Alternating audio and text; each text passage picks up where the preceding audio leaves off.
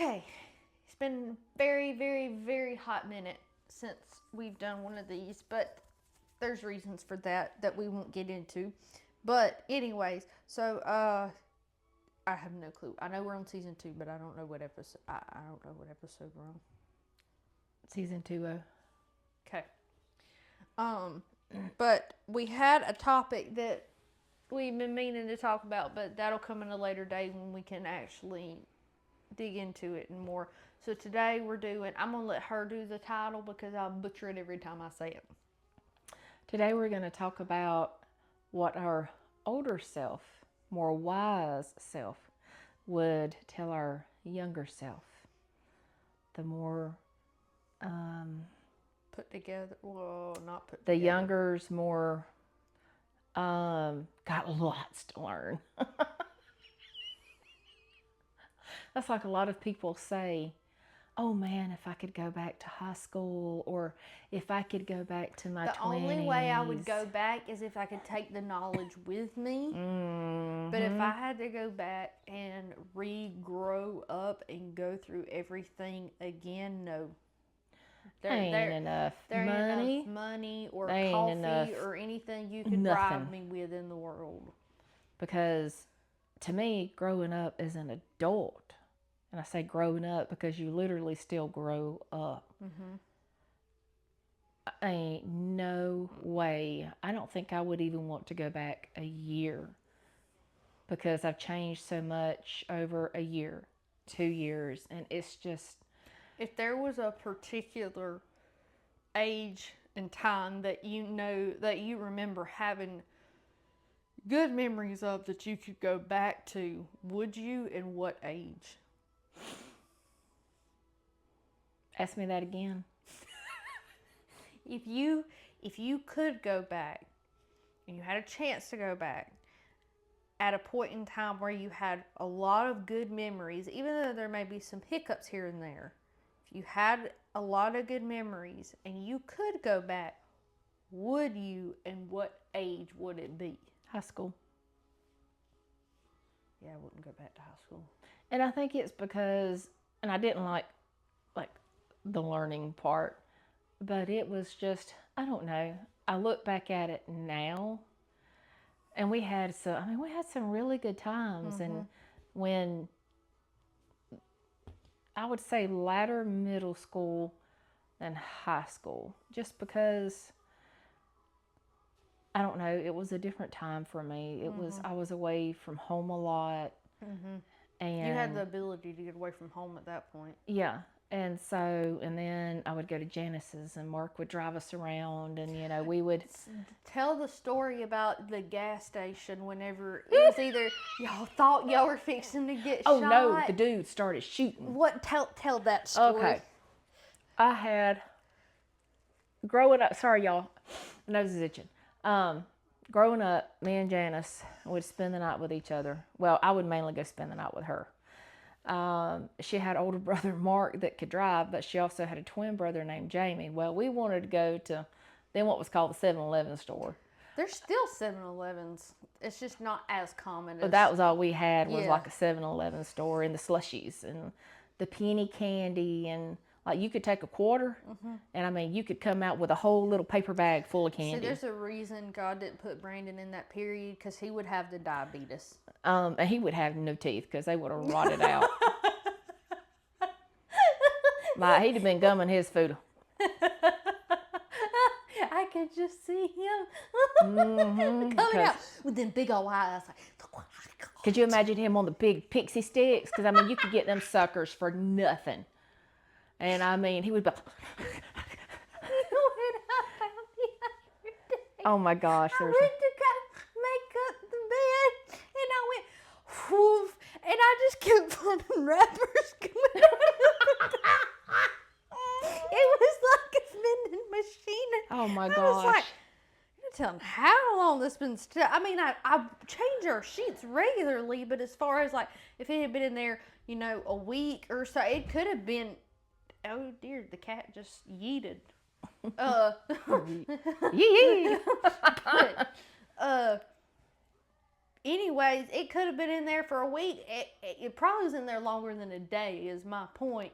But I thought, oh my land. And he passed the gene down to the girls because now I don't know where. I thought all the candy was gone.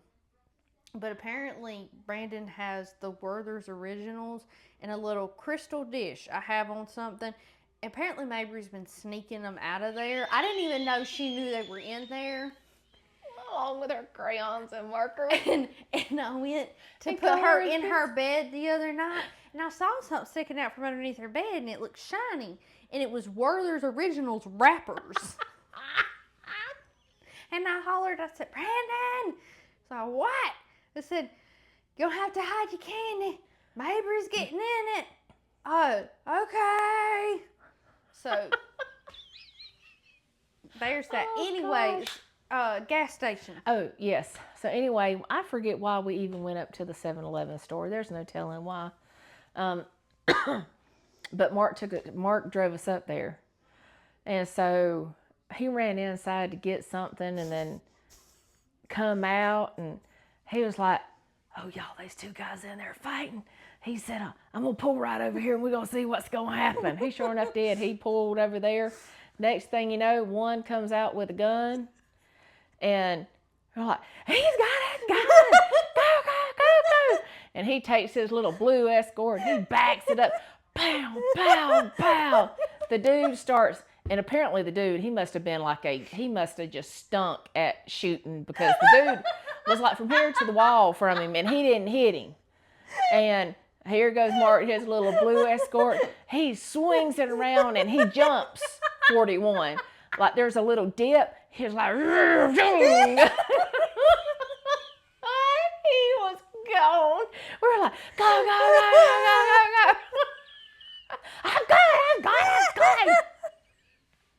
And we didn't stop till we got to the house, back to their house, and went inside. We're like, what do we do? Do we call him? So finally called up there and checked to make sure the lady that was in the store was okay, and she wanted us to come back as witnesses. And he's like, I ain't going over to that store. I ain't going back to that store and find out who I am, kill me and shoot me. I ain't going back to that store. So yeah, and then we'd play hide and seek in the cemetery. Oh my gosh. See, that's what kills me about you. You hate, I mean, not that anybody likes death, but you won't even go in the visitation with the funeral homes, like, the casket and stuff. So I don't like dead people. Seeing you play hide and seek in a cemetery is just hard for me to picture. Oh yeah, they would take the cart and they would go, and then some of us would stay in the cemetery. Some of us would stay in the cemetery, and then we'd find somewhere to hide.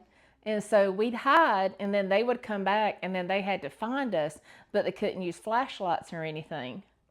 Well, that's like when we would play hide and seek at Nemo's. Sometimes beforehand, because see the peanut pickers, they've got that flap. Well, you let the flap down, and it has just a little tiny space underneath. So before we play hide and seek, I would stuff snacks in my pockets. And I would get underneath that slat, and they could never find me. Sometimes they wouldn't find me. And so especially if it was just me and Webb, I would watch him circle the barn on the golf cart, circle the barn. I just sit up there and eat my snacks because he could never find me. And you just stay there until Nemo would honk her horn for us to come inside. Beep, beep, beep, beep. I know Miss Ann probably thought somebody was breaking in her house sometimes, hearing that horn blare like that. I'm like, what are they doing? But yeah, we would even play hide and seek in the dark in her house while her parents were asleep. Yeah, and it was like pitch black. And I mean, that's when you figure out where all the furniture is. I think we talked about that. Yeah. I can't remember when we were talking about growing up and stuff. Yeah. But yeah, it was probably that time. Like, I don't think I realized then what all was going on. Well, too, it was just, I don't know. Well, like now that I know what I know, I could go back and enjoy that time more and just really sink it in. Now, did I do a lot of stuff I shouldn't have done? Yeah. Well, we all do. we all regret Most stuff. of us do. But I don't know. There's just something about that time. I think that was a time in my life whenever I kind of felt safer because I had a boyfriend and I knew I was safe when I was with him. And so I don't know. I just had places I could go and I felt safe. So it was just, and it was a different time than what it is now. Teenagers can't go out. Teenagers. Teenagers. Are you a teenager? Are you a teenager? I was a teenager at one time. No, hang on. I'm just a teenager. Computer. Did you give him that computer look? That would. That computer look. When you sit here, you computer.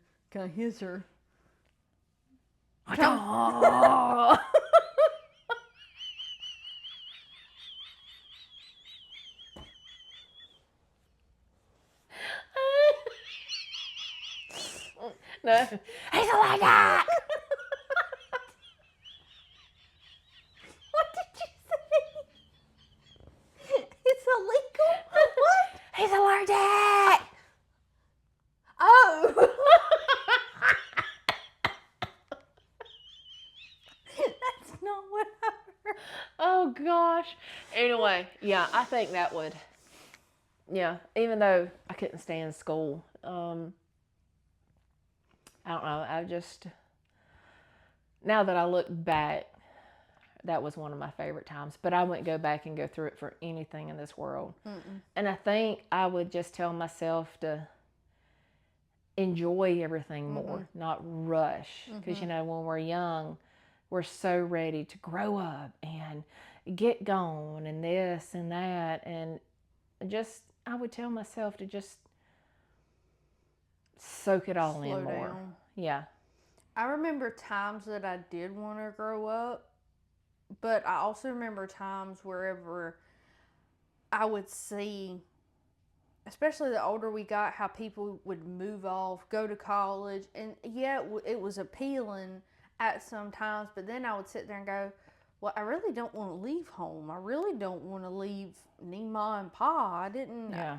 I had a lot around here that I didn't want to leave. Yeah. And I was convinced, and I was right. I was convinced that Webb was never going to leave. And I told you that once he got married, he still come back. And they did. They came back for a long time.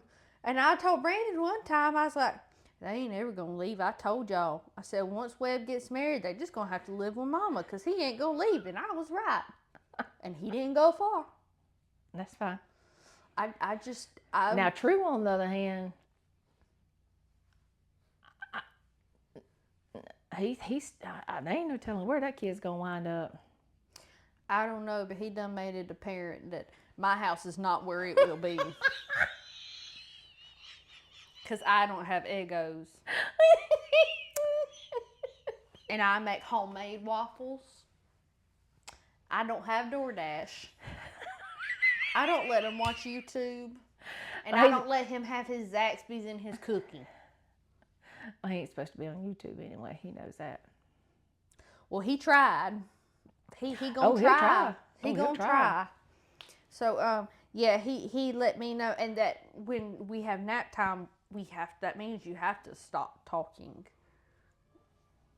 And you have to be quiet when we go to sleep.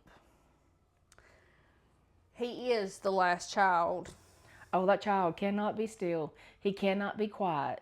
Like, he does not know the meaning of don't talk. If he's awake, he's talking. That's what. Oh, and then he informed me. He thought that that night he was like, Scoot was barking and whining, and then Brandon was just standing in front of the window. And I looked at him. I said, "Were you dreaming?" He said, "No. I just stared at Brandon for the longest time." I said, "Wait, what do you mean? You went in the room and just stared at him?"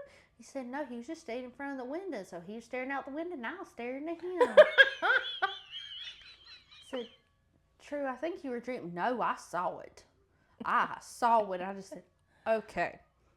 Okay, yep, I think he was dreaming because I didn't hear Scoop bark or whine or anything, and apparently True was talking like he was up and walking around. That boy didn't move off that couch the whole night. Yeah, that's just me. Okay. I just started questioning myself. You did. I mean, you do. You're kind of like, yeah. But anyways, yeah, I think we all have times that we wish we could go back to, but with taking the knowledge that we have now, or if you could go back and you need to take the knowledge you have now, just being completely blissful and unaware of outside things and just enjoying what you're doing or where you would be at in that time. Well, I wish I could go back with the confidence and that I have now, and believing in myself a little more, because I never did then. Like, and stand up for yourself. yeah, I never did. I mean, it's, even though it may even appear like I did sometimes I wasn't really standing up for myself. It was just because that was all I knew to do. But now it's kind of like you said the other day, the healed self is way more dangerous than the other. Because now if somebody has something wrong with me, or they don't like me, or whatever it may be, it probably should bother me. But if I know the reasons that they don't like me, and I know it's not me and it's just what they have in their head and it's not valid, It's their problem. or it's lies, or it's the fact that they're offended that you called them out on the truth, it doesn't bother me, because that just, and if you were willing to give up on our friendship that easy to the point where you weren't willing to admit what you did wrong or your faults, and I've already apologized for my end or whatever it may be, I can't do any more for you. Yeah, all I could do is fix me. I can't fix you. You can lead the water to you can lead the water to horse. You can lead the horse Come to here, water. Come here. But you can't Come here. make him drink. Come here. Yes. But yeah, it's. But I would love to go back with the knowledge and the confidence that I have now to my younger self. It would have saved me so much. So many struggles, so many arguments, so much heartache, so much. I mean, wow. But, I mean, you can't, but you can definitely learn from it. And even though it sucks. yeah, that's the reason why I would not grow up all over again. Ain't no way on God's green earth. No. But too, I think I would learn a lot more different things when I was younger, when I had the ability to take stuff in, and then also I wouldn't let people run over me like they did. And you know, I did a lot of stuff, wore myself out doing a lot of things because I tried to please people and make people happy. And sometimes that turns out being worse for the situations, and you turn out making more mistakes for yourself doing that than just saying no. Yeah. Or Well, you get so or putting up tired. boundaries. Yeah, you get so tired and exhausted. And I mean, all over, I just did and did and did and did. I mean, I always had 5 million things going and didn't love most of it. Some of it I did, some of it I didn't, but most of it was just, this is what is expected. I don't want to disappoint anybody. Yeah. And now I'd be like, I won't do that, so I'm not going to do it. Somebody else can do it. I think if I could tell myself anything, it would be not when Brandon and I had our very, very rough period, my first reaction was because that's always been a big thing for most people, is it was a big part of our life. As soon as something happened, we would tell somebody, to just keep stuff to yourself and to actually pray about it, and to not take something, immediately go to this person, that person, this, or as soon as something happens, to text or call somebody, and then that just stirs the pot and it makes it worse. And just keep tough. Man, I'm on it today. Keep stuff to yourself. Pray about it. And I think I would tell myself that I would hope that I would see the spiritual knowledge that I have. Not that I claim that I know everything or that I'm perfect, but when you actively try to grow and you get more spiritual knowledge, I would hope that I would be able to tell my past self that it does get better, and that when you feel like everything's just a dead end and that everything's black, that God does lead you through, even though you sit there and ask, why is this happening? How could this happen? Well, how are we supposed, because it's a valid question. We all have at some shape, point, whatever, is we ask, if we're supposed to trust God and lean into Him, why does all this stuff still happen? But that's just the part of faith. That's even though it sucks, but I mean, we've talked about this before. We crucified a perfect man, and people talk about religious trauma or church trauma. Well, Jesus could have given the same answer, because religious people crucified him. It wasn't God that did it, it was people.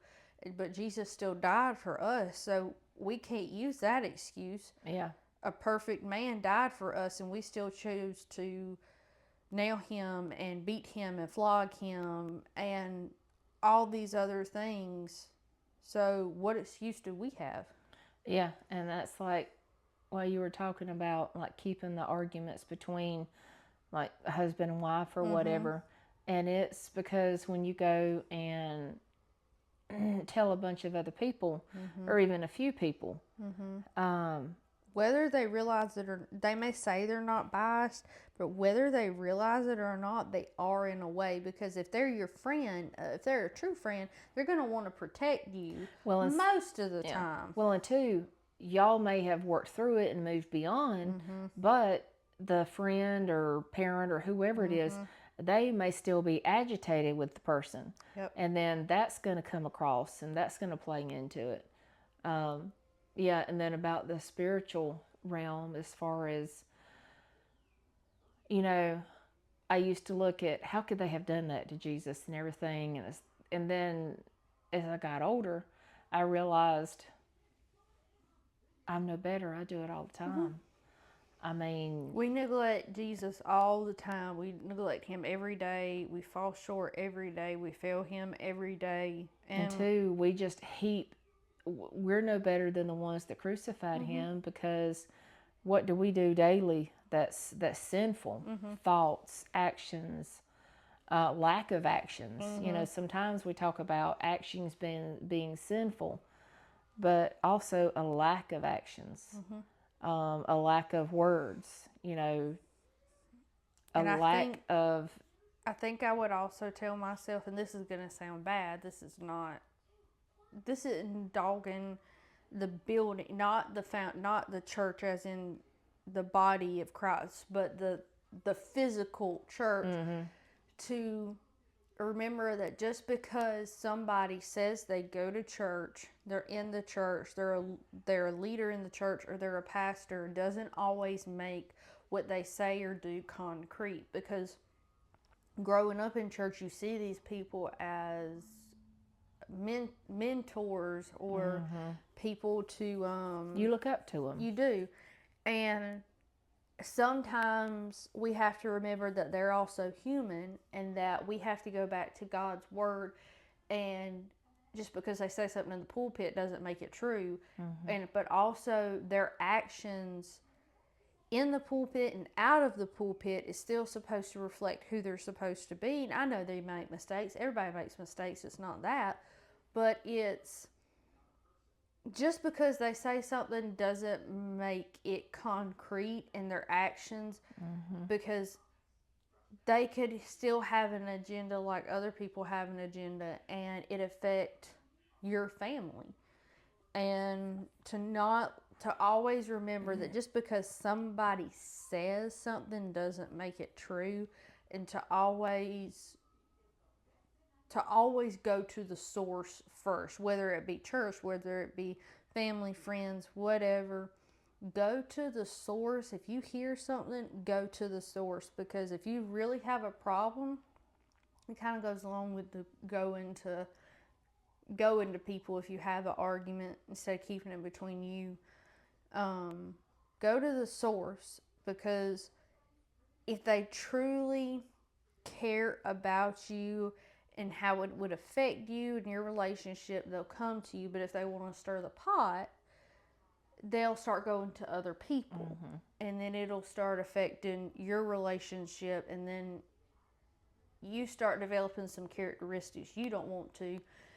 So I would hope that I would tell my younger self that, look, this isn't how you want to be perceived, that you want to do better and you want to be the best you can be, and you want to be the best wife you can be. Because I think a lot of times, especially with social media now and stuff, we see how people present themselves on there, and then it makes us feel lower, but in reality, they're no better than us and we're no better than them, because we all fall short. And we shouldn't let other people be our standard. We should let God be our standard. Well, that's kind of like when, the Duggars, when they first hit. Do you know what I forgot about, speaking of that? When True and me were watching Courageous, I forgot they were in Courageous at the funeral scene. We watched it whenever he was at the house, and we watched it, and I was like, oh, I bet they regret having them on there now. Well, I remember seeing one of the daughters. There was one point they did a pan of like a whole row, but I don't think the dad was in the scene. But the brother, I don't know if either one of the brothers were in it. To be honest, I don't remember which younger brother is the one they just convicted. I know the older one, but I couldn't tell you what the other one looks like. Yeah, but it's, for so long, I mean, so many would look at the Duggars and be like, man, look at them and look what they're doing. Most of us did. Whenever, especially when they first came out, especially Christians as a whole. Yeah. We were like, wow, a Christian family that's coming on TV and that's, sharing their faith, and how bold, and look at what they do and how great they are, and look at their home life, and they're teaching their kids, they're raising them this way, but look years later, and it goes back to the old adage as far as you never know what's going on behind closed doors. And that's, like you said, that's why it's so very important for us to look to God's word for how we are to measure up. And it's good to be encouraged by other godly people. And I think that's what we're to do. But we're not to look at somebody like we, a lot of us did with the Duggars and stuff, say, oh man, I'm less than, or I'm not as good what at. I'm supposed to be doing because I'm not. And that's another thing is, I would try to tell my younger self is, let God convict you. Don't run away from the conviction. Be convicted. Let God convict you, because sometimes you feel conviction and then you see what these other people are doing and you go, oh, well, they're doing it, so it's fine. And you let that conviction slide away, and sometimes you shove it down so much that you no longer are in tune to what God is trying to tell you, and it keeps getting muffled and muffled and muffled and muffled. And that's actually something I was going to say too, as far as, kind of goes along with it, as far as learning to listen when God's speaking to me and not blowing it off.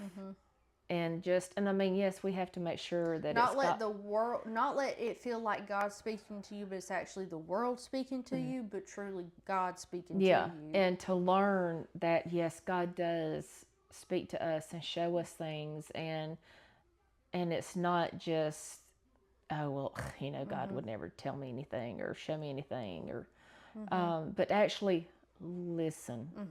And I'm still working on that because for the longest time, probably for a good 2 years, I was in a workplace and this isn't an excuse. This is what I'm talking about your, environment and the people and everything. And I was in a workplace that was surrounded by a lot of people that didn't have a walk with God, that excused a lot of things that God would not approve of. And when you're around it every single day, and you're around them more than you are your family or your own child or your spouse or whatever, it starts to rub off on you and how you feel and how you think. And some people it doesn't. But I was still very young, and I was a wife, I was a new mom, there was a lot of things going on, and I started absorbing things and things I shouldn't have.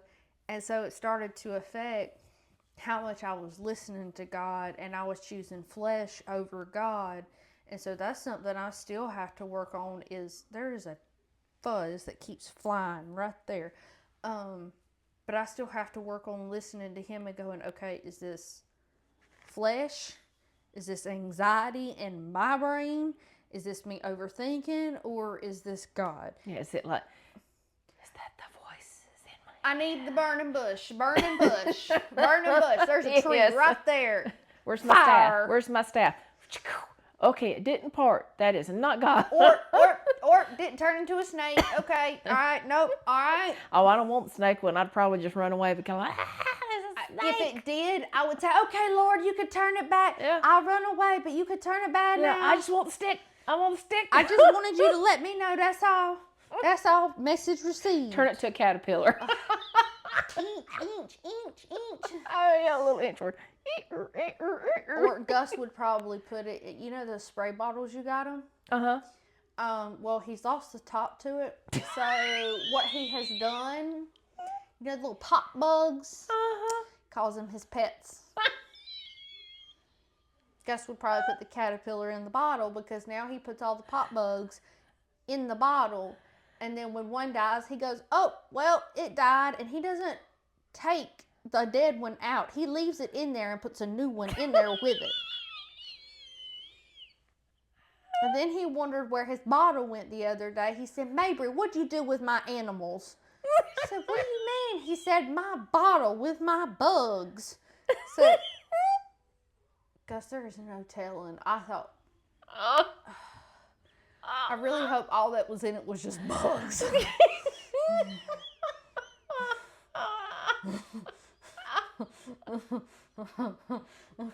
And his top is he gets toilet paper and he shoves toilet paper in the top. Oh, that's right. You said that's why they all died. That's why they all died. It could be way worse. I pick my battles. I'm like, well, hey, he could have been like the girl. He could have been like the girl at Carrabba's and took all the toilet paper and shoved it up her nose and went in Carrabba's with pajamas and a wad of toilet paper hanging out her nose. About that. Oh, I thought, well, it's kind of killing two birds with one stone. And it's just the ones, that fly in when you open the door and stuff. So it's getting the bugs up off the floor for me, and they're contained, and they eventually die anyway. So, I mean... Oh, yeah, those pop bugs don't... That's what I told him. He was like, why do they keep dying? I said, honey, those aren't meant to live long anyways. But it's getting rid of the bugs for me. Well, because they don't have air and they're suffocating. I mean, it could be way worse. He thinks he's getting a new pet and I get rid of the bugs at the same time. It could be way worse. But, and that's one thing I would tell my younger self too is when you do become a mama, which I've never really held myself to other mama standards anyways. I did. I've always been different. I never was the one... When I had Gus, or even when I knew I wasn't going to breastfeed with the girls. I was like, there's no way I'm going to try to do, there's just no way.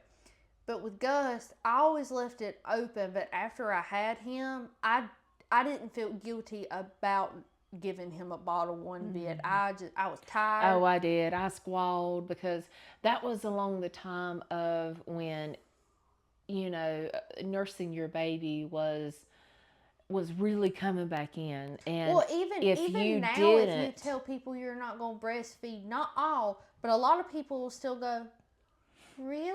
Well, why not? It's the most natural way. That's what God gave well, you. see, then they would automatically send a lactation consultant in your room and try to get you to nurse and all that stuff. I And had somebody come in, but I was tired, and it was like 3:00 in the morning, and I wasn't ugly or anything. I just looked at her very tiredly and said, "I'm not even trying. I'm giving him a bottle." now, see, I would tell my younger self, look at them and say, "Where's the bottles? I want a bottle. I got. That's okay. I had one nurse get my own that bottles." eventually she just brought 4 at a time, and then the other ones would only bring me 1 at a time. But she was like, "I know you're not going, so here's your 4," and I just went ahead and kept them on stash. But I know I've always been different because I just know I've been different. But Look at you. I don't know where you got that from. But I never, and I think since I babysat so many kids, I had an idea of what taking care of a child would be like. So it wasn't like it was a brand new concept, but it was trying to figure out my own groove because I saw all these different mamas and how they did their thing. So I had tidbits and all these other areas. But what I would tell myself is give myself grace. That's a problem I've always had, is to give myself grace and to say, okay, this is okay. It's okay to take time for yourself. It's okay to rest. And when I say take time for yourself, I don't mean that I'm going to go golf for days and days and days, and not that having a vacation with like friends and stuff is bad. But I mean, in the mamas that are just completely absent. Oh yeah. Not that, but just I do feel I have a lot of mom guilt when it comes to leaving them with even you or with anybody. Well, I say with you or I don't know who else I'm leaving them with. I mean, Elena's offered to keep him multiple times, but even if I ever left him with her, I would still feel guilty. You leave I always them, feel like I've got to hurry up and get back because I Yes. don't want them to be. And even whenever you have True, I'm like, okay, it's this time, and you always tell me, No, trust me, like I did this past time. If he's just, I'm done with you, I'll bring him, cause he ain't gonna have it any other way. He was just done. he told me, he said, I just really missed you, Mama. Oh, I know. He let me know. And I just kept looking at your location like, cause she hasn't left. She hasn't left. She hasn't left. I will sit in the truck with him until you get where you need to or help you. This child is done. He is done. He has had enough. My house is too chaotic for him right now because once they wake up from naps, it's like, oh, woo! That's another thing I would tell myself is not only give yourself grace, but give your kids grace because your kids are going to be different too. And not a bad different, but when they want to play, I let them play. I mean, if they start getting crazy, do I tell them to calm down? Yes. You know what True told me today? Oh, dear. He said, Mom, you remember that time that you went to town? Of course, it's always when I go to town or I'm doing something. And he said, and me and Gus went outside in the rain and we weren't supposed to be out there. And we had a mud fight. And we threw mud at each other and we played. That was one of the best days of my life. When was this? Oh gosh, this was like way back. I don't remember this. Yeah, it was way back. I don't remember this. There's a reason Gus hasn't told me. I don't remember it. Yeah, but they somehow got outside and was playing in the rain. I think I had probably run up to the store or something, and Well, you know. But he said that was one of the best days. Why don't we get to do that? I'm like, because y'all hit each other in the face with mud, and he's like, but we didn't do it that way that day. Well, and the problem is when they hit each other in the face, instead of laughing, they whine about it. He touched me. Oh, I know. And he said, but we didn't do it. I'm like, well, do it that way whenever we're there, and there won't be a problem. But yeah, you know, letting them. Yeah. Well, sometimes you got to let them learn the hard way too, and that's one thing I would tell myself: it's okay to let them learn the hard way. A lot of parents put judgment on you for letting them learn the hard way, because some people have kids that you can just tell them no and they listen. I don't know what gene they got for them to listen like that, but mine have to learn the hard way. Mine have to physically get hurt in order to. It's like when we were at the mountains. Gus fell down the stairs after telling him over and over and over not to run. He had to fall down the stairs. And these were like. And I had They weren't like this. They were like this. I checked on him. I did check on him, make sure he was okay. But I also told him, I said, Gus, I don't want to hear it. I told you. Nani's told you, Pop's told you, Pa's told, everybody has told you to stop, and you didn't listen. But you know what? He didn't run up and down them stairs no more. Bless their soul, it didn't stop the girls. No. Gee willikers, all I could see, it wouldn't have bothered me as bad if they weren't so steep. I declare that is the steepest stairs I have ever seen in my life. But that's because if you would have, you wouldn't have just kind of went a few, you'd have just went. Well, thankfully, he wasn't all the way at the top. Oh, yeah. He was lower. He was almost at the bottom, but it scared him, and it scared him enough to... Now, the girls, on the other hand, just because they get hurt don't mean they're going to stop. They're a whole nother scenario, but just to give myself grace in that, not to hold yourself to other people's standards for your life, your kids, your marriage. That's another thing I would tell myself. When we first got married, I had these perspectives that other people have on their marriage, like your husband's supposed to be glued to you, you're always supposed to do this, y'all supposed to. No, I would very, very rarely do you ever. I mean, we go to the same places, but we don't ever ride together. That's just how we are. If we ride together, it's very rare. Our love language is bantering back and forth, or True calls it arguing. Y'all fight all the time. We fight. According to True, Mama, they just fight all the time. I'm like, they're not fighting, they're playing. I was like, we pick on each other. And the thing is he knows that. He's around it all the time. Well, it's different. It's because even though it's not you and Daddy, it's different because it's not you and Daddy. And whereas the only other couple he has to compare it to is Webb and Lainey. Webb is very soft. He's very gingerly, and he cuts up, but it's not in the way of how we cut up. Yeah. We cut up not aggressive, but I mean, we make fun of each other. And if somebody, I've said it before, I looked at Brandon one time, I said, if somebody came by our house and was standing on our porch and heard how we were talking to each other, they would think we hate each other. But it's not that, it's just how we go back and forth cutting up with each other.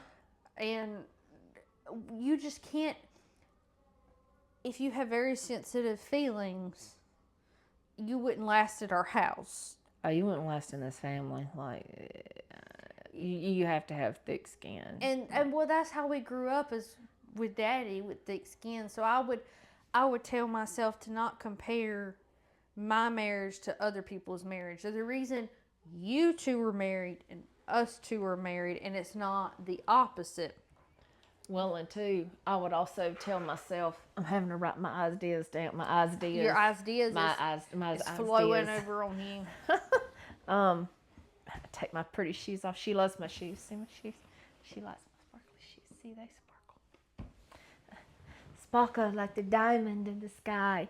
Anyway,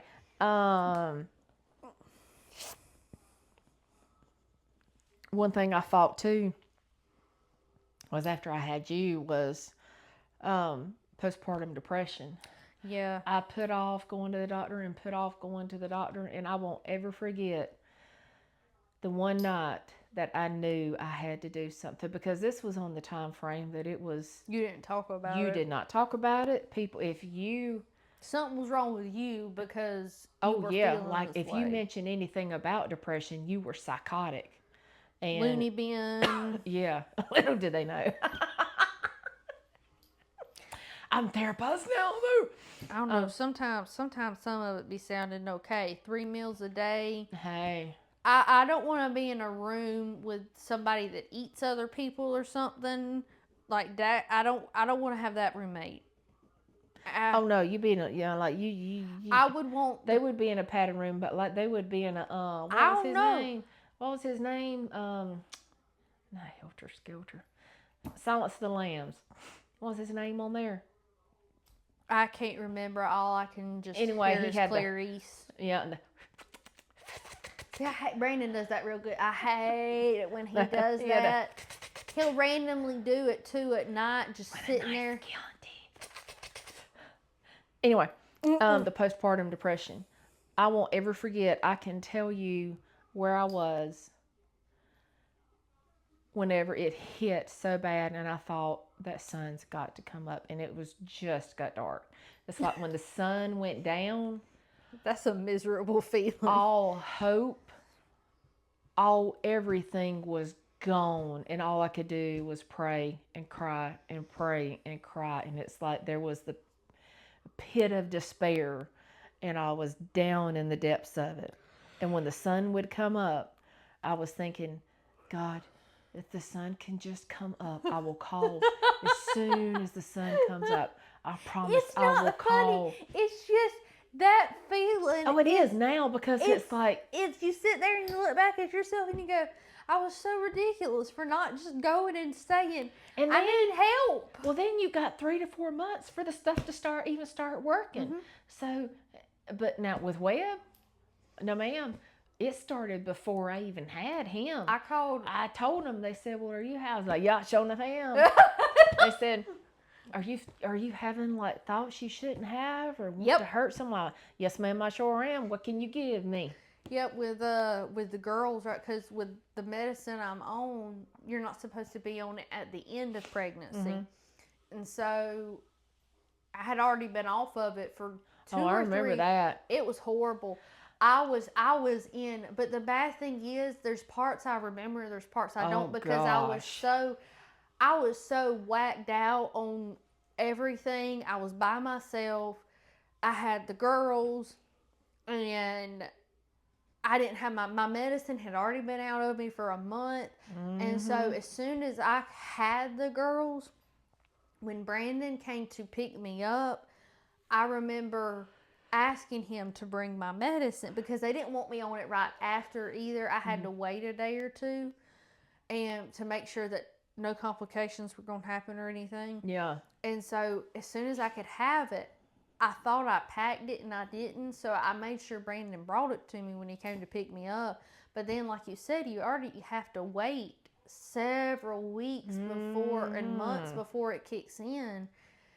And it's just, all hope is lost. That's like you said, I would tell myself, listen, it's okay. Listen, it is okay. And it is okay to feel that way that you're feeling, as far as that's your body telling you need something. And I mean, anybody that knows us knows that if there's a natural way to fix something, we're all for it.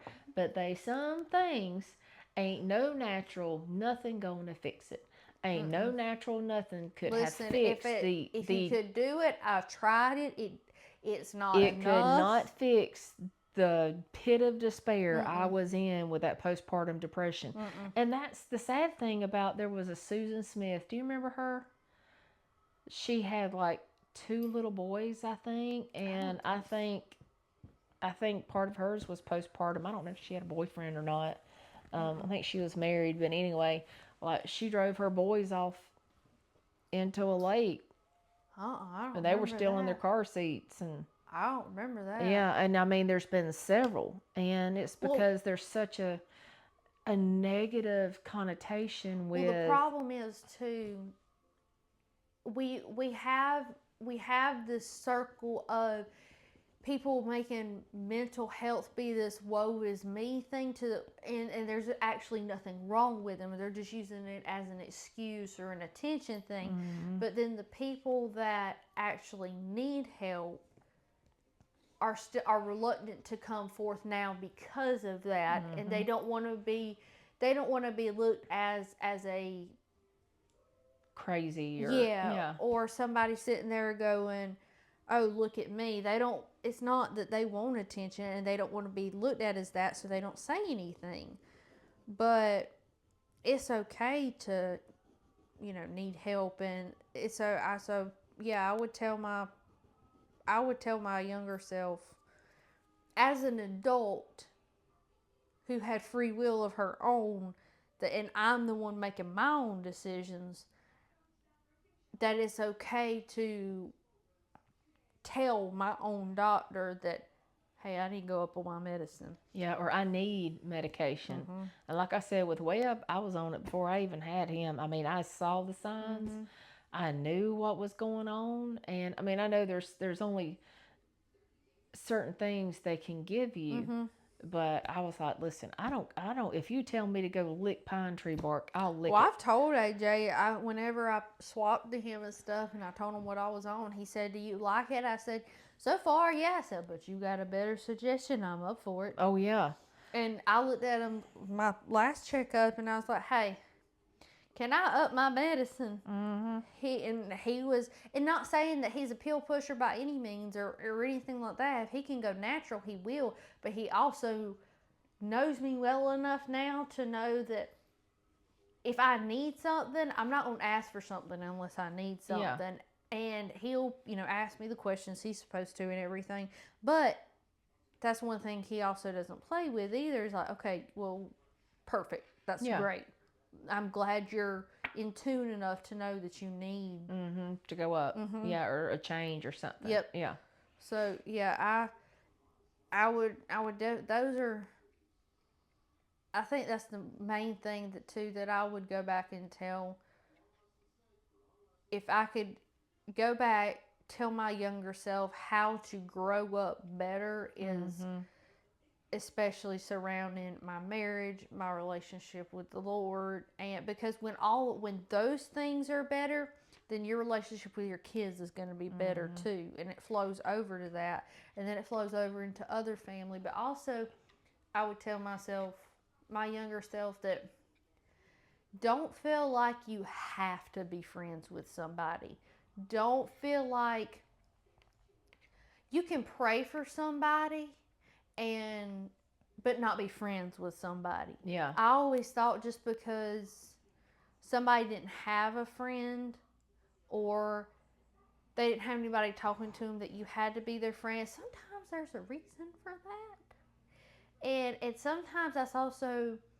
Sometimes the reason they ain't got no friends. And just because you enter into that relationship, a friendship with that person, doesn't always mean that it's Christ-led or that God wants you to be in that friendship.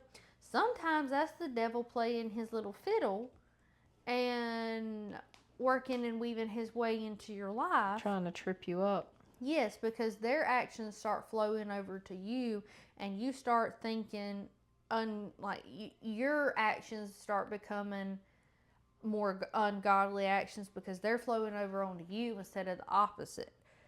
And that can also interfere with home life too, because you have this person that's influenced you in a negative way. And I would tell myself, it's okay to end friendships, and you can end them as long as you're doing what you're supposed to do, what God calls you to do, and how He would handle the situation.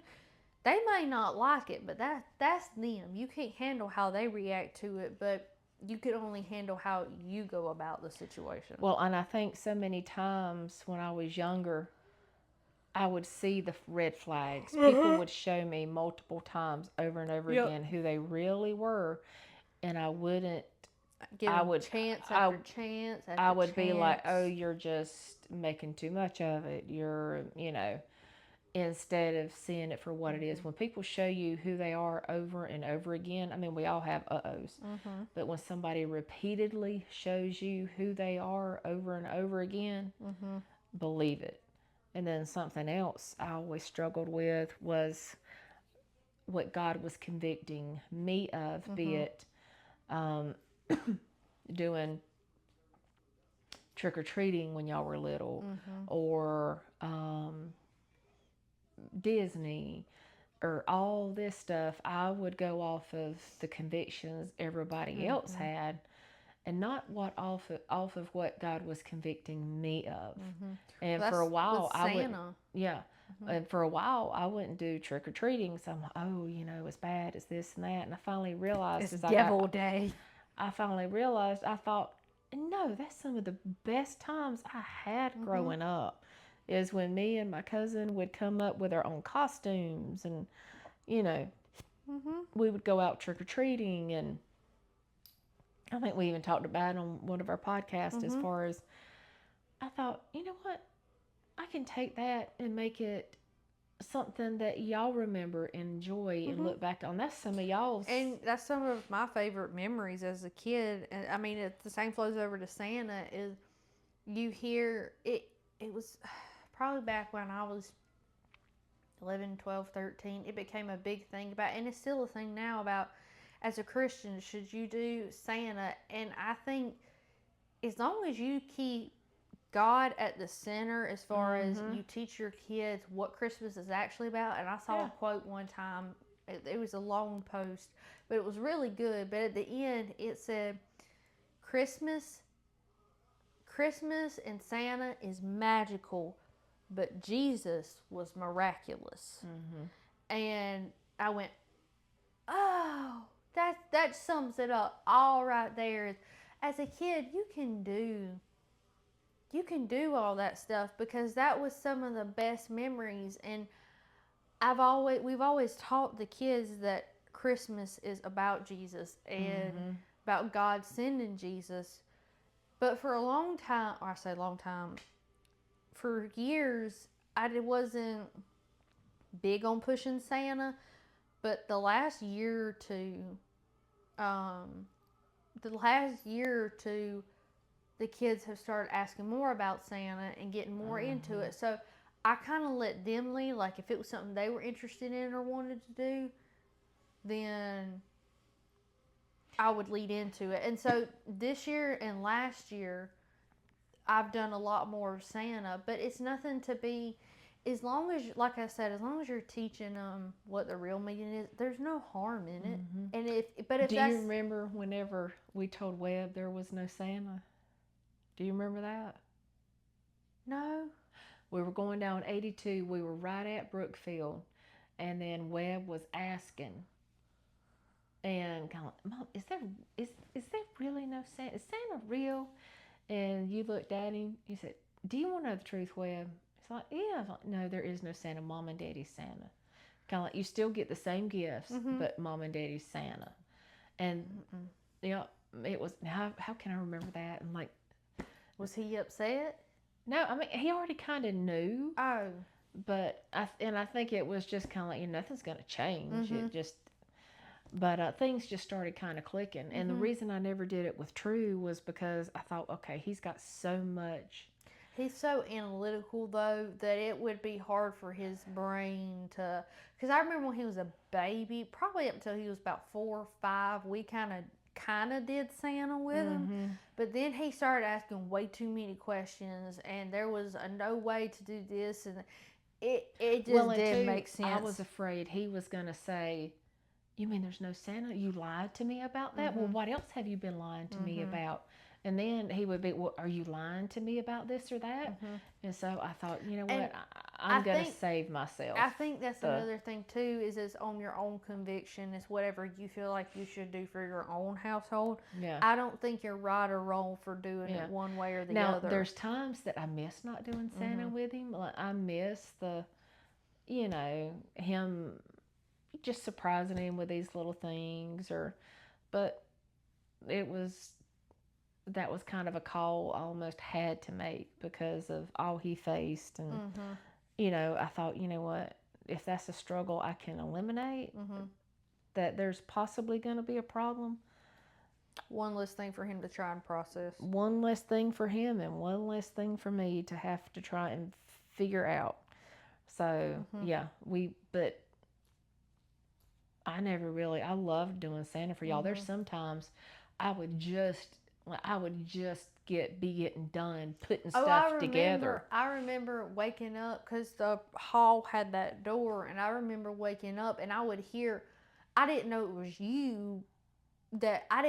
was you being Santa, but I would know that you were finishing wrapping presents. But in our mind, it was just you were finishing what was from y'all. One I remember was that big old daggum dollhouse. You remember that big old dollhouse that you had that kind of folded, then open? Vaguely, was it wood? It was plastic, but it was a big one. It was a big one, and I had put all them daggum stickers on.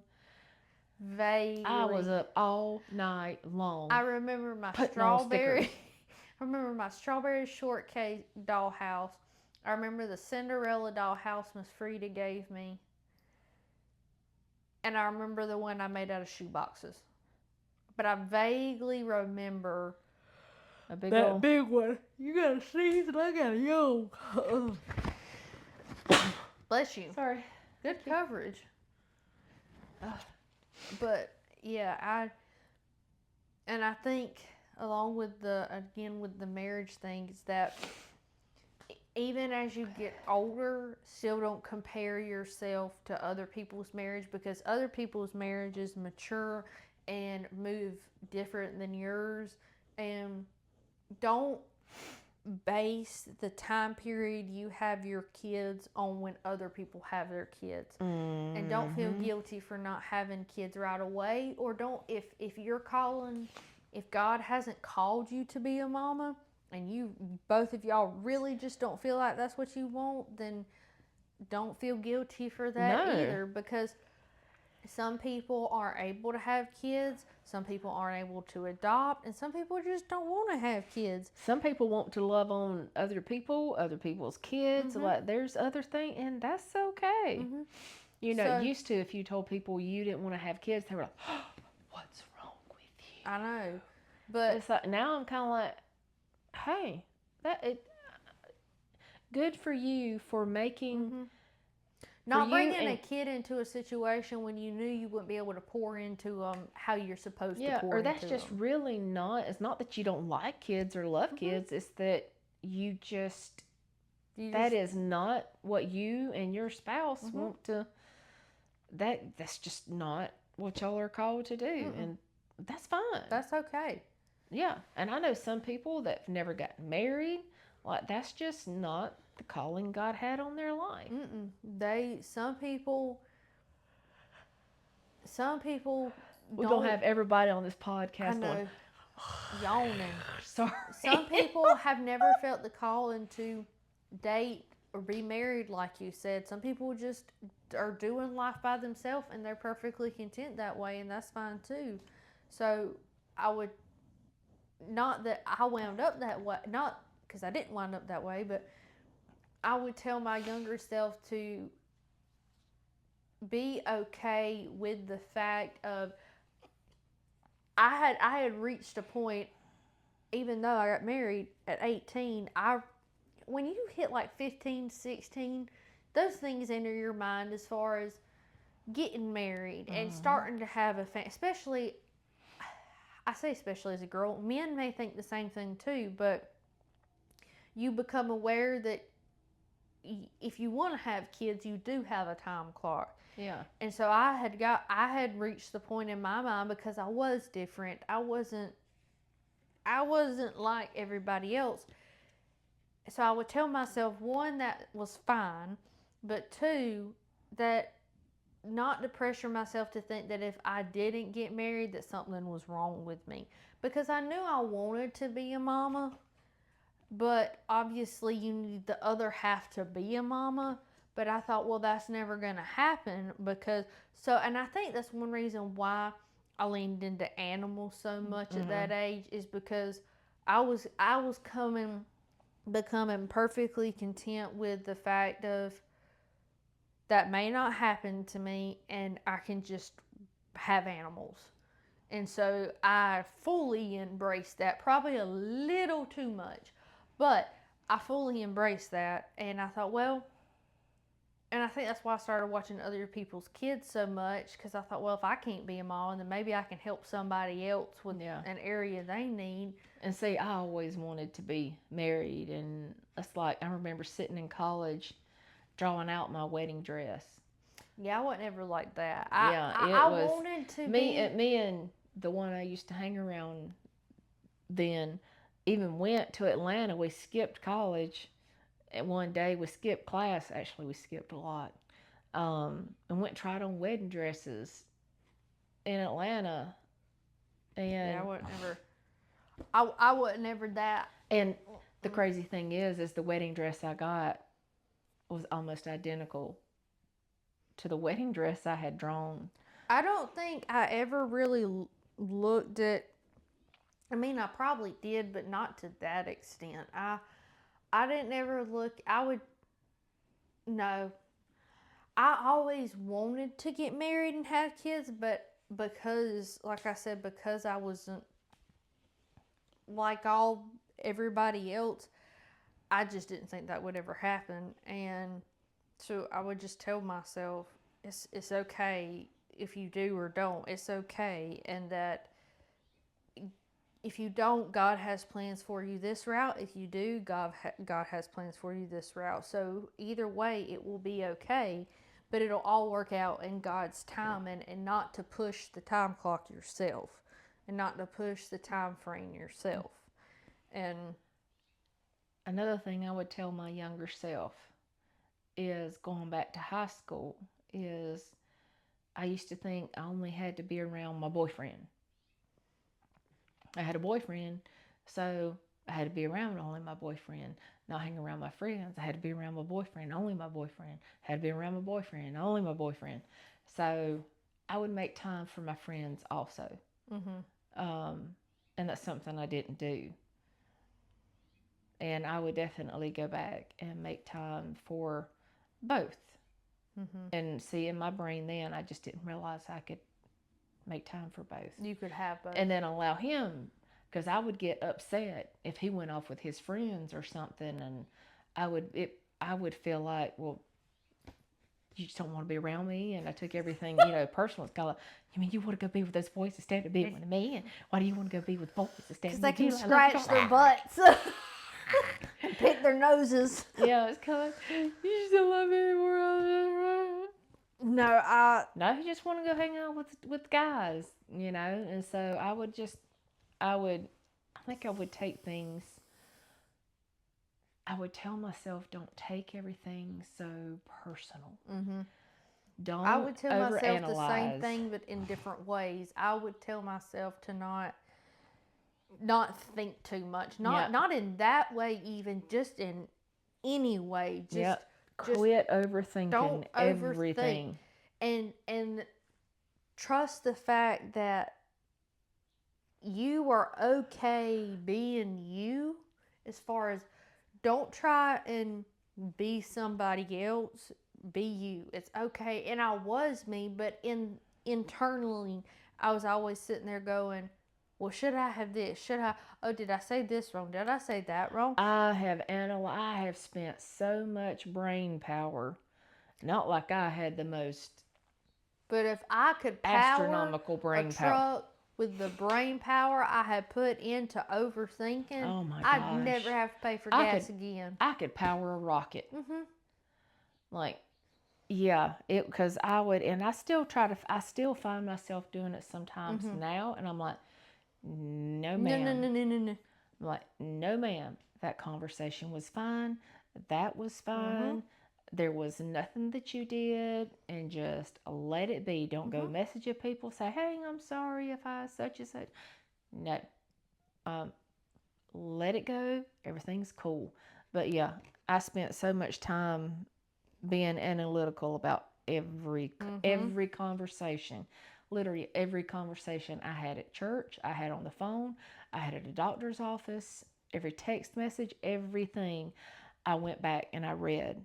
And like, oh, did that come across that way? Was that comma in the wrong spot so it made it sound like this? I'm like, oh, I am so sorry if that come across such and such, or I am so sorry if I come across that way in that conversation. Like, what are you talking about? I'm like, okay, I was just making sure. That ultimately caused a lot of problems between me and Brandon because I didn't understand. But it's also, I think most mamas especially understand the fact of our brain never shuts off. Nope. So I never understood that they could literally think nothing, and so I would constantly go, "What's wrong? What's wrong? What's wrong? Yeah. Something wrong? Something wrong? What's wrong?" And he would tell me, "Nothing. I'm literally thinking about nothing." That was a foreign concept. I didn't understand that. I didn't realize that was real. I thought he was making it up. You know, whenever I realized that was actually a thing, there was this comedian or something. Oh yeah, the boxes and the boxes. Yes. Yes, the boxes inside the box. You know, women have boxes inside of boxes inside of boxes, and this tab's open and that tab's open, and so men have one box. I would tell myself, my younger self, to chill and to let my husband sit there and think nothing and not have to go through all those. I know. Could you imagine being able to sit there and think of? When I dream, I don't think of nothing. When I dream, I'm thinking of, I can be dreaming, but also, and know that I'm dreaming. Be in the dream, but also be thinking about what I have to do the next day while I'm asleep. I don't, and the fact that men can sit there and think nothing. So I would tell myself, to save myself from many, many arguments and fights about thinking that he wasn't telling me what's going on and not realizing that he's just literally thinking nothing. That it's okay to breathe. Yeah. And worrying. I used to worry nonstop. I worried about, oh my gosh, what if something happens to one of the kids? Oh my goodness, what if this or what if that? Or just stuff that worrying does not change a thing in the world but make you ill, sick, and age. Yeah, I worried myself to death. That I would, yeah, that was just such a foreign concept. I was thinking about that the other day, how much I used to nag him about, why aren't you telling me what's going on? Why aren't you telling me what's on your mind? Because I know something's wrong. You look like something's wrong. He would just stare off. Usually when I zone out, it's because my mind it's on something. And so that's what I thought. It's like a hound dog on a trail. It's just, I just couldn't wrap my brain around nothing. Like, how do you sit there and think of nothing? How can like I right just, now, if I sit there and look at that I'm tray. looking at the hat and I'm going to think, well, that's a red and white hat. It's got lots of holes. It's a little dirty. And then I'm going to look at the blanket underneath. And then that's probably going to direct me to how many clothes I got sitting on waiting me at the house. Well, that's like this tray. I'm sitting here and I'm like, oh, that looks like a tree. I wonder what shape that's supposed to be. Is that supposed to be a tree? I'm like, oh, I got that from Goodwill. Oh, there's part that's silver. There's part that's black. I wonder how I can clean that. Can I clean that? I wonder how hard that would be to get clean. And what am I going to do with that? And then it's just everything about that tray. And I could sit here for 3 hours with my thoughts about that tray. And I'm like, that is crazy. And this goes along kind of with that. I would tell myself, back to when I first got married, to not put expectations on my husband, to let him be himself and not expect him to be a certain way based on other marriages and what you see again on but to let him be him and to let him have his own space, because it took me a long time to understand that just because, not that I wanted to be around him 24/7, but just because he's off doing this or I had a lot of trust issues from people in the past, and so I translated that onto him. Not that I had ever been in a relationship, but just trust issues in general, because I had so many people do wrong before. And I even told him one time, I was like, listen, I have a bad problem about going ahead and pushing people away because they're going to wind up hurting or leaving anyways, or using it anyway. So I just push people away to kind of go ahead and I don't even realize I'm doing it when I'm doing it. But I go ahead and push people away because I'm like, well, I would rather at least it be on my hands so I know when it's coming than out of the blue.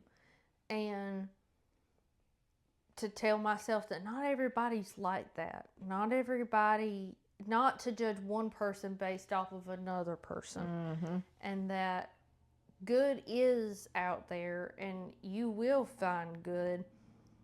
And to not put standards on your husband. And to let your marriage, your relationship develop as it needs to, not be what your friends have over here, parents, grandparents, whatever. Let your relationship and marriage develop as God intends for it to. True. Man, we both batting 1,000,000 today. It's the rain. And then two, when we first got married, I used to have a fit because he wouldn't kiss me goodnight. He didn't do birthdays. He didn't do anniversaries and all that stuff. And I was just like, but what if you die in the middle of the night? And, but birthdays and anniversaries, that's not important to you. And I keep, Listen, I directly looked at Brandon.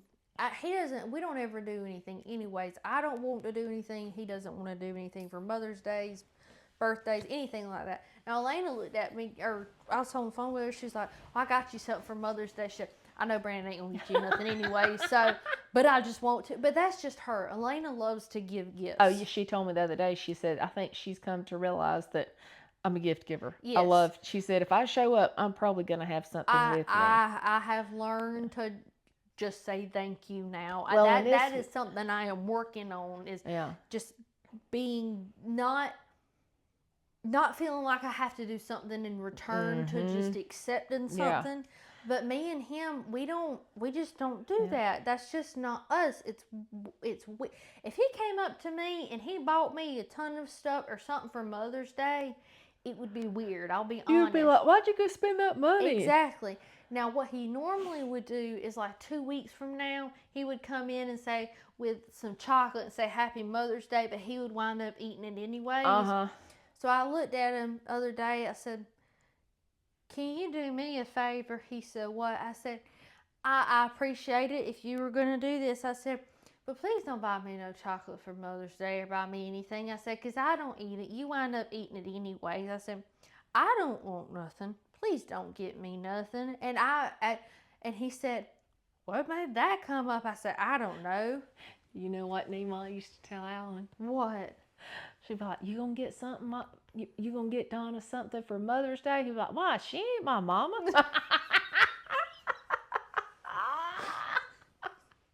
Every year, thought, you gonna get Donna something for Mother's Day? Well, she ain't my mama. Why do I want to buy her something? Exactly. Well, she's the mother of your children, but she ain't my mama. And now I understand other people doing stuff. Like, if you want to do something. Tickled. And it would be Nima that would tell me.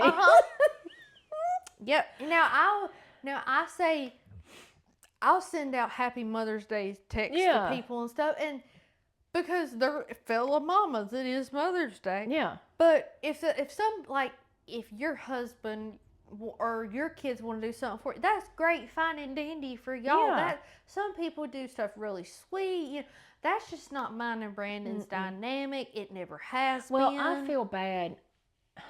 I don't want him to know, feel like that I expect something either.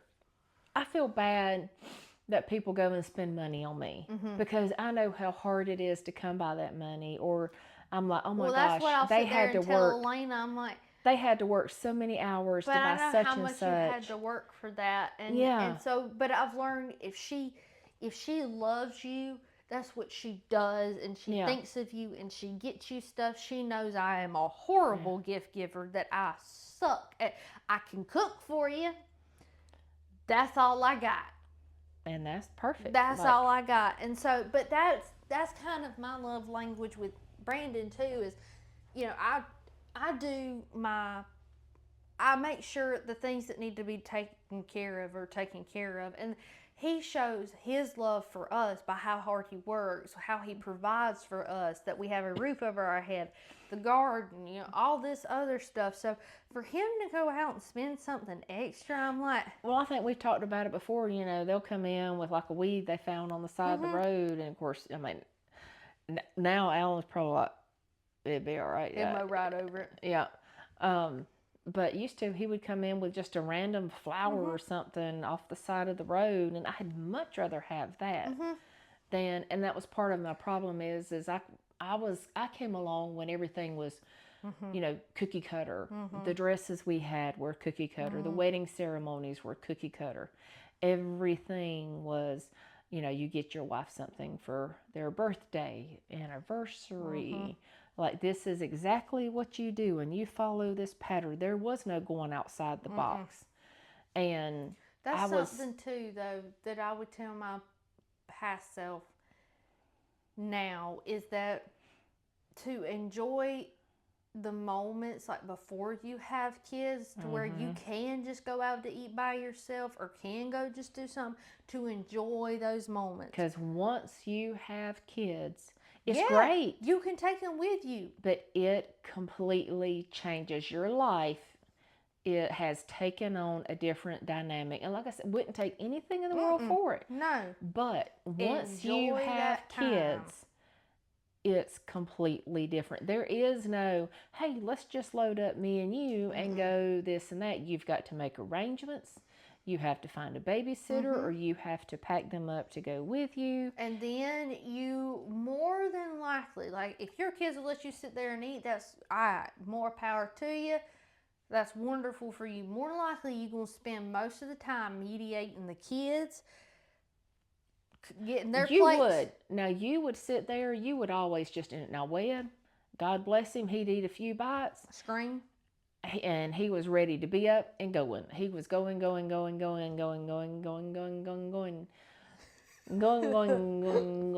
I would just look at him and say, just get mine to go. And I'd go outside with him, because he was not going. It was easier to just get up, take him outside, because he was going to sit there and sling one more fit. I don't care if you chopped his toes off. He was still going to sling a fit. And so we just quit going out to eat. Like, it just was not worth the battle. As far as me and Brandon eating out with the kids, I think we have taken them out to eat twice since we've had all the kids. Twice. But that has also made it more special, because it's something we rarely get to do. So they enjoy. But well, that's like whenever we would all go eat, and your daddy would actually feel like going with us. You know, it was kind of like, I know there was times where I felt like doggy doo-doo, but he wanted to go eat. I'm okay, we're all going to eat. It's like we went to Longhorns this past time. He was sitting there, and the way he was looking at that menu, I got so daggone tickled. It's like, they ain't got no lights in here. Why ain't the lights brighter? He could have done like your daddy and got his light out. That's what I'm talking about. Daddy was saying that. Oh. Why weren't the lights brighter? And I kept, their menu was real long. It's different from Longhorns here. And I just kept flipping pages. And he got to it before I did. And I was like, how'd you get to that? What page is that? Is that where the food's at? He said, no, you on the fun page. That's the beer and the wine. Do you remember that time we went out to eat at, I think it was Ruby Tuesdays? and he got up and he took the light and tilted it. It was somebody else's table. Did you have a hair on your hand? No. Okay. I thought I saw a hair slinging as you were talking. I really thought you had a hair slinging. But I guess I'm seeing things. I don't know. Anyways, yeah, I remember that. I remember that very well. But I would just tell myself to slow down, enjoy sleeping in. Breathe. What's sleeping in like? What is that like? If the kids sleep in now, they're either sick or we have stayed out very late the night before. Mm-hmm. And if we get to sleep in, it's like, I can't remember the last time I was able to get up and have coffee before all the kids were up. I don't remember that. If I got up at 5 o'clock in the morning, like I probably should to get everything done, but I got too much of Pa in me. I like my sleep. So I'd tell myself to slow down and to enjoy it. Well, too, I think we've talked about this many times as far as I used to think, older people would say, man, enjoy it because you blink and it's gone. And I just think, all these older people say that. Man, are they just running out of stuff to say? It's true. I mean, I won't ever forget the day I saw you and Brandon drive off from y'all getting married. And it was just like my world. Now, you talk about a reality kick in the gut. It was kind of like I turned around. Well, I felt bad because we were fixing to walk out, and I turned around and you were bawling, Miss Pam was bawling, and I was like, thought this was supposed to be a happy day, and y'all, bless y'all's heart. Oh, you should have seen us after you left. I thought, who's gonna help them after I leave?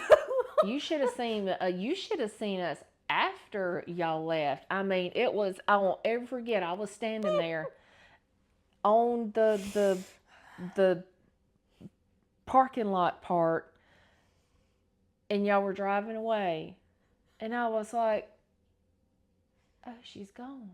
Like Brandon was still holding that rose. Bless his soul. I don't know what. Nobody knew what he was doing with that rose. He was like, nobody knew why he had that. I don't think he knew what to do with it. I think he just, the wires were getting very crossed, and he was probably thinking, I'm just ready to go.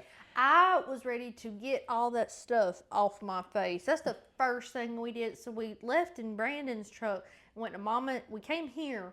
We got my truck, and I wanted to get changed, and I couldn't get that stuff off my eyes for a week. It would not come. Whatever Demi used, she needs the good to stuff. market that stuff. I was up there. It looked like I had never drank. I didn't drink on our honeymoon, nothing. I looked like I was hungover for a week. All you could see was black stuff. I came out, I thought I had gotten it good. And I just wanted to change and pee and try to get this stuff off. And I got in the truck and he looked at me. He said, "What's wrong?" I said, "What do you mean?" He said, "You got black stuff all just down." I'm not kidding you. I scrubbed all the way up there. Every time I took a shower, I scrubbed to the point where I literally made myself raw and I was having to put lotion right here. It wouldn't come off. I don't know what it was. I mean, I couldn't tell you what the tubes were if you put them in front of me, but whatever she used, you could put that on anyone and dunk them in water 1,000 and it wouldn't go nowhere. Yeah. Well, it was so, yeah, I would definitely tell myself to treasure every second. Sometimes it gets rough. Mm-hmm. Sometimes you think, man, I'm just treading water. Or, I'll be glad when they get 2. I'll be glad when they get 5. I'll be glad when they get 10. Mm-hmm. But a couple of things that just really suck you in the gut is when your kid gets in that car and drives away by themselves for the first time, a whole different reality sinks in that, man, this just took on a whole different. Well, in your defense, it wasn't like it was something you could prepare for. Everything snowballed really, really quick. Yeah. So you didn't have a lot of time to adapt to. I went from being at home every day. You were my sidekick. I didn't go anywhere. I didn't do anything. If I wasn't in the house, I was in the woods. I was either here or at Nema's. That was it. And I went from that to gone. Yeah. I didn't. Oh, I laid on that couch and I cried and I boo-hooed and I cried and I boo-hooed and I cried and I boo-hooed. Well, just because, I mean, anytime I went anywhere, you were with me. Like, I mean, you were literally my sidekick. Everywhere I went, you were there. And then all of a sudden it was whoosh. And I was like, okay. And so it was I don't mind change, but that type of change. That's different change though. That type of change, I didn't know what to do with it. I didn't. And so it's very important as parents that you still maintain your marriage. You still maintain your identity outside of like your children. Brandon's done very good, which granted, when it's busy time, you know, we literally see each other in passing, and that's just normal. That's just how it is. But now when it's quote unquote off season, or he does have nights where he can be home a little bit, he'll put the kids. He'll say, okay, y'all start picking up time to go if they've eaten and stuff. Mama and Daddy need to have Mama and Daddy time. Whether that be we'd be sitting there just watching a movie or in total silence. He's better than I am about making sure we have time, just me and him. Cause I'll be frank, once kids go to bed, I'm perfectly fine with putting my butt in bed myself. But now there are some nights where I'll look at him and go, "Are you gonna be offended if I take my iPad back there and I sit and eat by myself? I just want some silence real quick." And sometimes I will, or we'll do that anyways. But oh, I know. There's nights when I look forward to just getting on my little game and just it's because when I do the little game, when you see me sitting there doing my little game, it's because I am focused on that game and only that game and what I need to move, and the rest of my brain is quiet. And so I could sit there and I'm like, oh, that color goes with that color goes with that. No, that's what my shower time is. Well, if the kids, my brain goes. I have a lot of things pop up in my head in the shower, but that's where I do my best thinking. But that's my quiet time, because even whenever I sit there and I'm eating and I'm watching my show, my brain still go. But it's like, okay, I'm winding down for the night. I can't sit there and play a game and my brain shut off. I can't. Oh, I can. I can sit there but it's got to be certain games. It's got to be one where they have the bottles and it has all the different colors in the bottles, and you have to sort the bottles and get all the colors to match. See, I get aggravated. No, I like the challenge of trying to. I think that's Cheetos almost. I think that's Cheetos.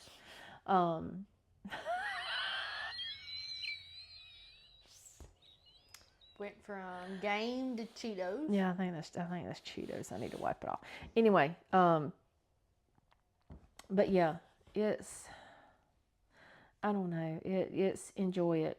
Take in every second. It gets stressful. It gets tiring. The cats have pulled my rug. Sorry, I just saw it. Like Ubu or Snowdrop, and there's a midnight water here. Just leave it there for right now. But yeah, I would tell my past self that it's also okay to not be like when, and I know we talked about friends and stuff, but when certain friend groups move on, that it's okay, and that not saying that those groups weren't good, but more will come along. That's like me and Elena talk about it a lot. That yeah, we knew each other when we were younger, but we didn't have anything to do with each other. Mm-hmm. But she's the friend that came along later in life, and that it clicked. And then there's this reel that comes up about you picture God saying finally they met, and it just happened so quick that eventually whoever it might be, whether it be family or someone that's not related, someday you will have that person come along that, like, I have people that live far away, but I didn't have anybody 10 minutes from me or something. And it's like Emily, she lives technically 2 hours from me almost, because she's all the way close to almost Albany. Yeah. And then I have Lakin, but she's, same distance, and Eden, she's up there. And so we all keep in contact, but it's not that we go over to each other's house and we can see each other. But her, I can, and it's just like that. You become each other's kind of, and that person will come along. Whereas you had those friends that you thought you were close to, and then they showed you their true colors, and you gave them chance after chance.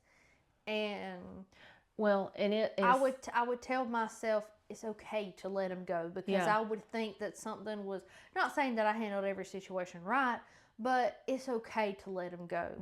It's okay. And it's okay to let parts of your life go that nothing's wrong with that. Yeah. Sometimes it's for the best. Yeah. So, well, did you have anything else? I think that's good. I mean, it just enjoy the moment you're in. Hang on to it. Take it in. Learn your lessons and apply it to the future. Explore. Evaluate yourself. Evaluate yourself. Learn you can't fix anybody else. Just make sure you work on you.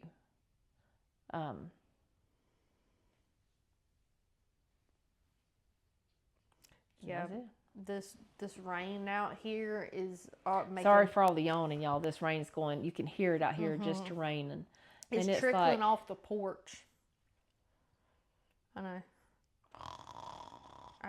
I've had 2 coffees, which isn't what I don't have any coffee. I actually have to go get coffee, but I have espresso. So I've had technically 4 shots of espresso. I think I got some coffee you can have. It probably needs to be drank. Well, I also need to go get hangers too. So, but thank y'all for listening. Sorry it's been a hot minute. Hopefully it won't be this long again. Yes. Sometimes life happens, and hopefully this just... Life gets to laughing, and... I'm done laughing right now. I'm done. So, if life wants to keep laughing, I'm sorry. I'm just going to have to take a time out. Take a nap. I'm done. But thank y'all for listening, and we hope y'all enjoy it.